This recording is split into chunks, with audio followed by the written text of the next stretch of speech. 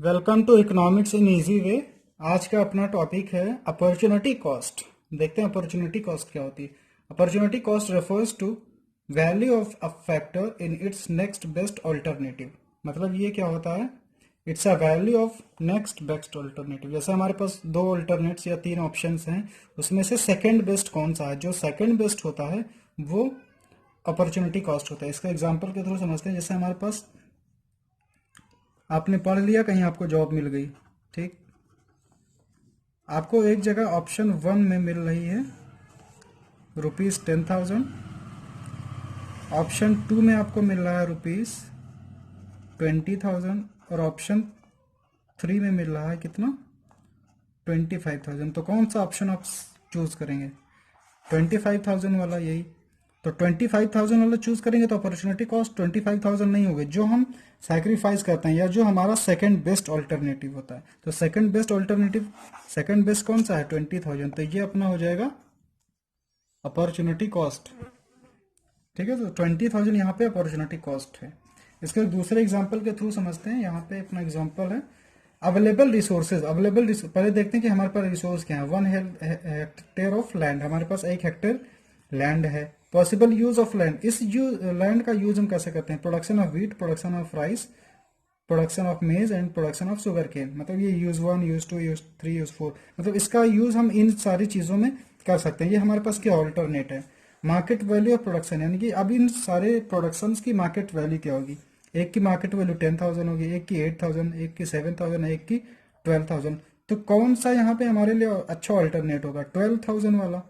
तो second best alternate इसमें कौन सा है? 10,000। तो 10,000 हमारे यहाँ पे क्या होगा? अपॉर्चुनिटी कॉस्ट, यानी कि 12,000 को हम लोग ऑप्ट करने के लिए 10,000 को सैक्रिफाइस कर रहे हैं। तो अपॉर्चुनिटी कॉस्ट की एक दूसरी जो डेफिनेशन होती है ये भी होती है, it's an alternative cost of sacrificing, it's an cost of sacrifice for the achieving best alternative. यानी कि बेस्ट ऑल्टरनेटिव के अचीव करने के लिए जिस कॉस्ट को हम सेक्रीफाइस करते हैं वो अपॉर्चुनिटी कॉस्ट होती है। या तो फिर ये जो डेफिनेशन है ये भी होती है, opportunity cost refers to the value of a factor in next best या सेकंड बेस्ट ऑल्टरनेटिव। तो यहाँ पे अगर हम देखेंगे सेकंड बेस्ट को कॉन्सेप्ट से देखेंगे तो सेकंड बेस्ट ऑल्टरनेटिव कौन सा आता है? 12,000 में हमने ऑप्ट कर लिया, तो 12,000 के बाद दूसरा वाला ऑप्शन कौन सा अच्छा है? 10,000। बाकी ये और भी कम है, तो ये जो 10,000 है ये सेकंड बेस्ट ऑल्टरनेटिव है। तो 10,000 यहाँ पे अपनी अपॉर्चुनिटी कॉस्ट हो जाएगी।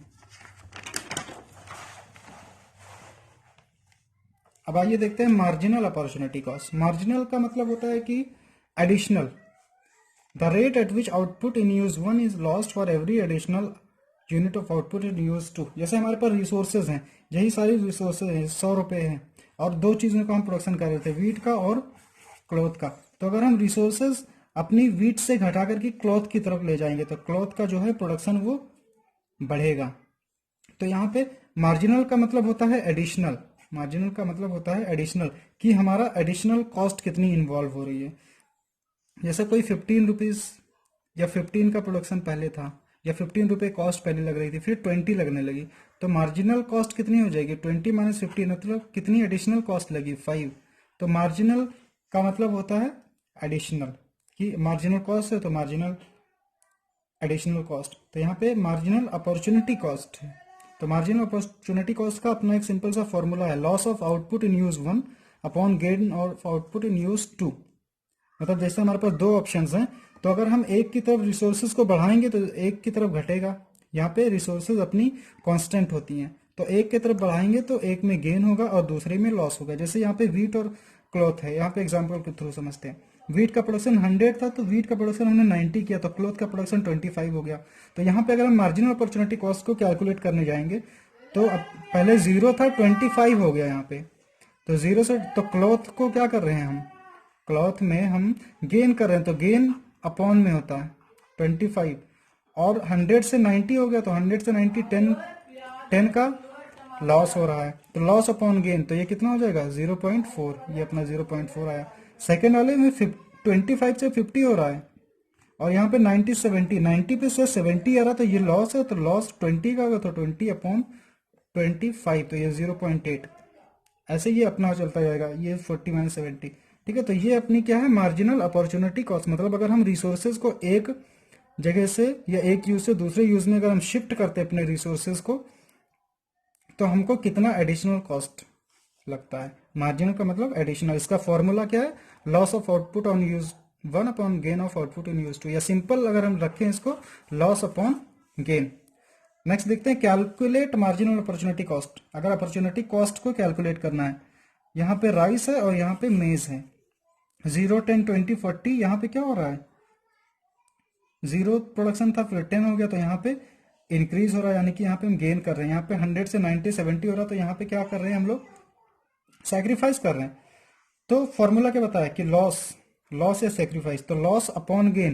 तो मेज वाले इस पूरे कॉलम में हम लोग लॉस हो रहा है इसमें, तो लॉस अपॉन इसमें गेन हो रहा था गेन।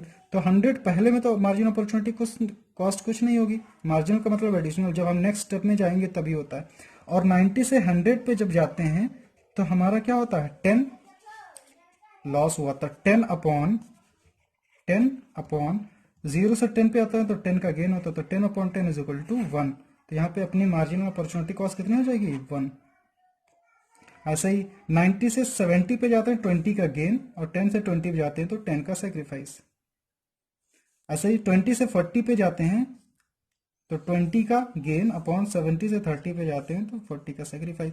ऐसे 30 पे 30 से 10 हुए तो क्या हो गया, 20 का सेक्रीफाइस अपॉन 40, 70 गए तो 30 का गेन, तो 20 अपॉन 30, तो ये 0.67। ठीक है, तो इसका मतलब मार्जिनल अपॉर्चुनिटी कॉस्ट हम कैसे कैलकुलेट करेंगे, इसका सीधा सा फॉर्मूला है लॉस अपॉन गेन।